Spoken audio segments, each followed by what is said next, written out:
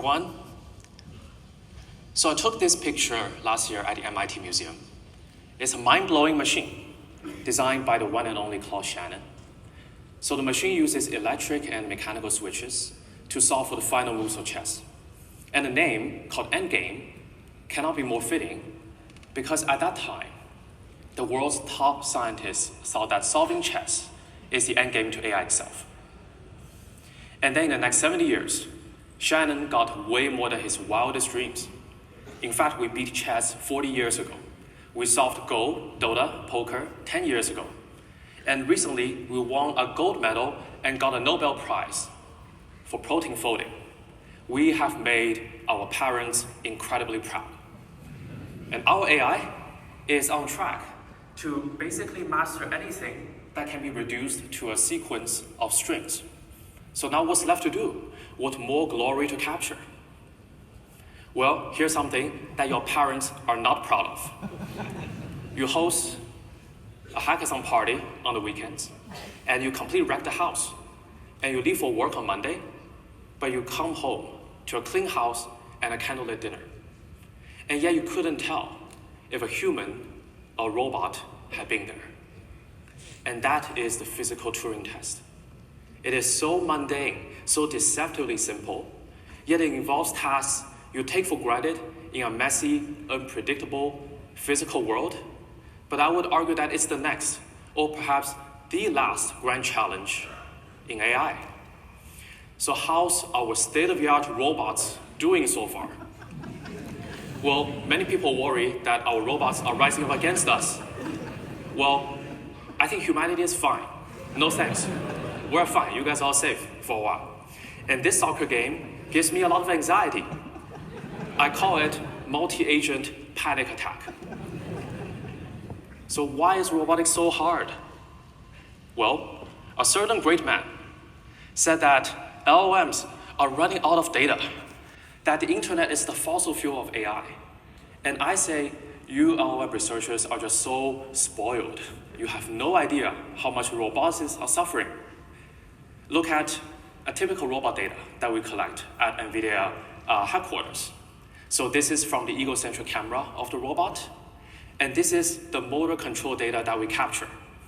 Does it look like something you can scrape from Wikipedia? No, it cannot be found in the fossil fuel. And that makes robotics so hard. So how do we solve this grand challenge of AI?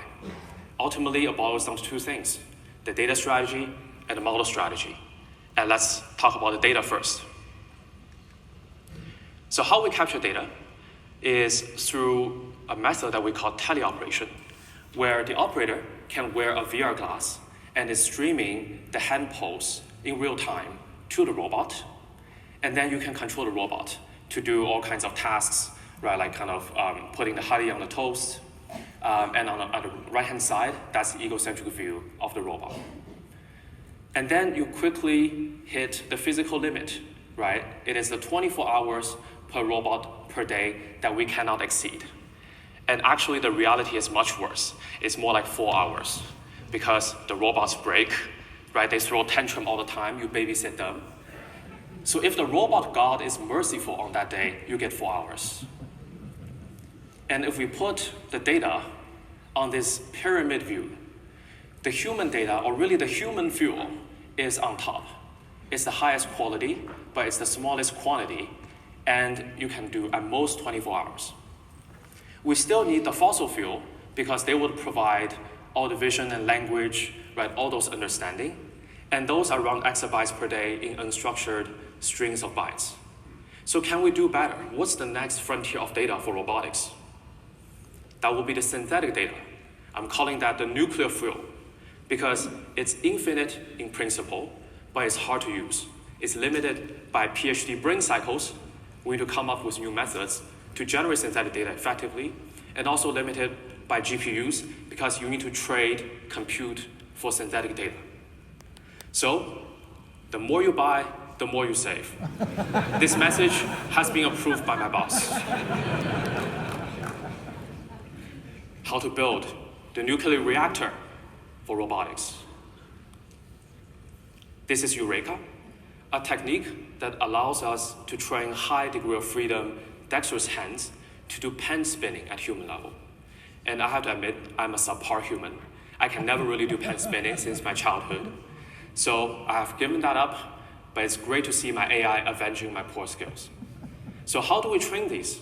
How do we get the data? The answer is there is no supervised data sets. It's all done by reinforcement learning in massively parallel simulations on the GPU, because luckily, physical equations are mostly just matrix multiplications. So what you see here is Isaac Lab running on CUDA, and it's simulating reality at 10,000 times faster than real time. Now, how do we transfer something training simulation to real? We employ a technique called domain randomization, where for the 10,000 environments running in parallel, you will vary the physical parameters like gravity, friction, and weights slightly across the different environments. And then we invoke the simulation principle. Suppose an AI model is able to master 1 million realities with different physical parameters. Then it's highly likely to zero-shot generalize to the 1,000,001st reality, which happens to be our own physical world. In other words, you make it so that our world is in distribution of your simulation. So by this simulation principle, we can build digital twins of robot dogs that we run in sim and generalize to real. And you can also do these kind of finger manipulation. And this is the most interesting one. So we instantiated this yoga ball in Isaac Lab, but actually yoga ball is bouncy, it's kind of complicated. And we didn't even simulate that. We just do domain randomization on a rigid ball, and then we transfer that zero shot to the world. You know, we're roboticists, we're weird, so we just run it in the streets. Sometimes I feel like the director of a Black Mirror episode. So my friend actually told me that he saw this work, and then he tried the yoga ball on his own dog, and the dog couldn't do it. So I can at least claim that our method is super dog performance. And then we can scale this up, the same technique. We can scale up to much more complex embodiments like the humanoid. We instantiate an army of humanoids in sim, and they are going through 10 years worth of intense training in only 2 hours of wall clock simulation time. And of course, we can transfer that to the real world. So in sim, we trained a 3 million parameter foundation model. No, it's 3 million, not billion, 3 million parameters to control the humanoid body to stay balanced, walk, run, jump, and dance.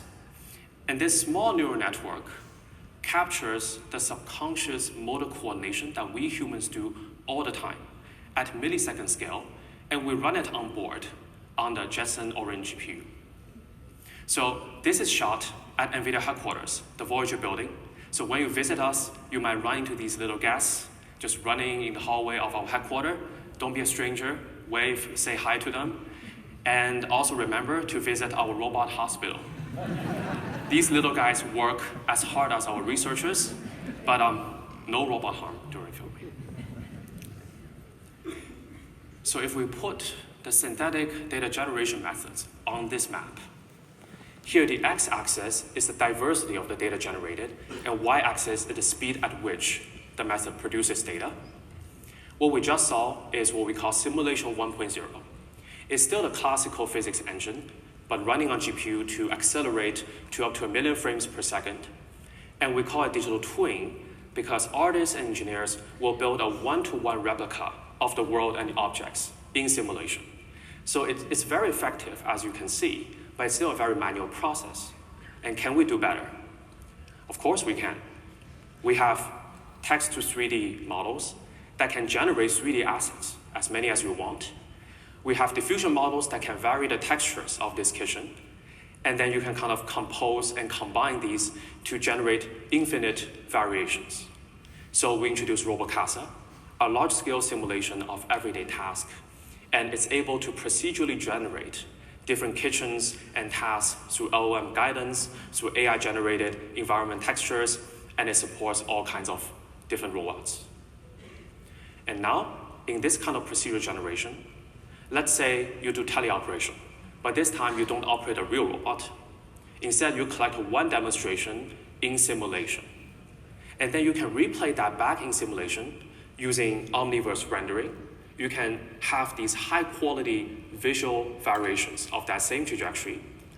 And through a method called GR00T Mimic, it can also augment the actions, the motions themselves. So putting this together, you start from one human demonstration. And through environment generation, you multiply that to n, and through motion generation, n times m, and I promise you, don't fall asleep, this is the only math we're gonna do today. And here, column 1 and 3 of this video are real teleoperation data that we collected in-house. And column 2 and 4 are actually these procedurally generated simulation. And you can still tell the difference, but they're kind of very close in spirit. So this is simulation 1.5, generative physics engine. They're similar, but not exactly the same replica as the world. So we call them digital cousins. Now look at this scene. It's got soft body, fluid, translucent glass, complicated full parts. How do you implement and simulate this in Isaac Lab? It's gonna take artists a very long time. And if we look back in history, it takes the gaming and the graphics community 30 years to go from the pixelated game on the left to a photorealistic race car on the right. And it takes the video generation community only 2 years to go from something on the left to something on the right. It's still hilarious, but now at least it's physically accurate. And this is the power of data-driven methods. That's what happens if you scale with data. If you recall, at the beginning, I showed this demo that we captured at headquarters. I lied. There is not a real pixel in this. It's actually generated by a method called GR00T Dreams. And how it works is you take a pre-trained video generation model and you fine-tune it on the robot data. And we found that the video model is so good that it can actually learn the dynamics and mechatronics of the robot. And once you have that, you can prompt it in different ways. So here, the left and right-hand side are the same. It starts from the same initial frame, and the only difference is the language instruction. So on the left is pick up apple and place on the pen, and on the right is pick up the can and place on the pen. And the video generation model is able to simulate the counterfactual futures. And because it's a video model, it does not care about the complexity of the scene. It's just a bunch of pixels. So this is a more complicated scene, and then it's able to just simulate as well. And you can scale this to a lot more different scenes. Look at the lighting, the reflection, the object mechanics. The video model is able to get most of them right, not perfectly, but it's getting there. And we can use GR00T Dreams, this technique, to generate millions of what we call neural trajectories to augment the data. I like to think of video world models as Dr. Strange. They have seen almost every possible physical phenomenon from billions of internet videos. The model learns essentially a superposition of the visual reality, and your prompting collapses the infinite possibilities into one chosen future. And that is simulation 2.0, the neural physics engine. They're soft, they're learned, programmed by internet videos instead of graphics engineers. So I call them digital nomads wandering through the latent space of a video diffusion model. So now we have talked about all these methods. Which one do you pick? What's the best? Well, I said that roboticists are not like LLM researchers. We cannot be picky about the data. So really, it is a synthetic data integral that you capture a combination of the data under all these methods to squeeze out the performance. And once we combine these data, we use a very, very simple technique called co-training, essentially just sample from these data at different ratios. And we show that, unsurprisingly, adding all of these synthetic data yields a massive improvement. I'm towards the end of my talk, yet I haven't even talked about the model, and that is intentional. If you take anything away from today's talk, just 4 words: data maximalist and model minimalist. The data can be as complex as you want, but the model should be a clean and elegant artifact that compresses from all those complicated data. And this is essentially our model. It goes directly from photon to actions in this end-to-end setting. Here is the system 2 part of the model. It does slow, deliberate reasoning. It understands the visual scene and the language. And it just so happens that diffusion models that generate images are actually really good at generating continuous high-dimensional vectors in general. So we use a diffusion transformer to render the motor actions at more than 100 Hertz and execute on the robot. And putting this together, this is the GR00T N1 model. And it's also cross-embodiment just by putting more adapters on top of the DIT. And it's only a 3 billion parameter clean artifact from all the complex data pipelines I mentioned. So let's see it in action. I see that GR00T model can be romantic sometimes. And we're teaching the robot now to clean up the champagne it spilled during debugging. And here the task is to retrieve the healthiest snack. And the VOM side, the Cosmos reason backbone for the model, will reason that the apple is the healthiest snack, and then it would instruct the model to execute the pickup motion and come back to the researchers. And we open source everything. So our GR00T model is trained and deployed on PyTorch. And this is open sourcing is our initiative to democratize physical AI. So what's next?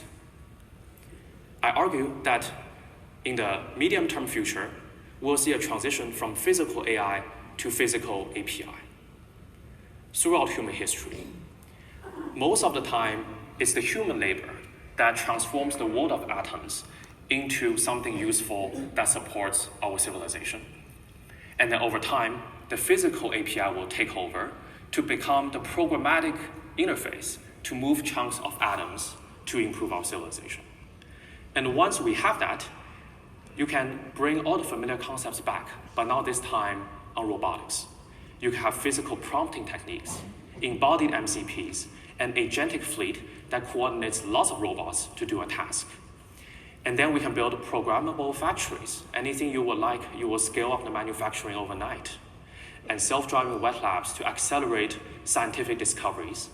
And finally, the physical scale economy, the ultimate app store where anyone can access and enjoy the sum of all human dexterity. And I believe all of this will happen no later than 2040. And on that day, you come home from work. And instead of folding laundry or scrubbing dishes, you sit down to a candlelit dinner with a partner, your kids, your parents, and the robots will just fade away into the background ambience. And everything is so mundane that you wouldn't even notice. And that's only 2040. In a blink of an eye, we will get there. We were born too late to explore the Earth and too early to travel the galaxies. But I believe we're born just in time to solve the physical Turing test. And we're scaling up hiring as we're scaling up training on PyTorch. So if you're interested, email me, contact us, join us on the journey to the moon. Thanks.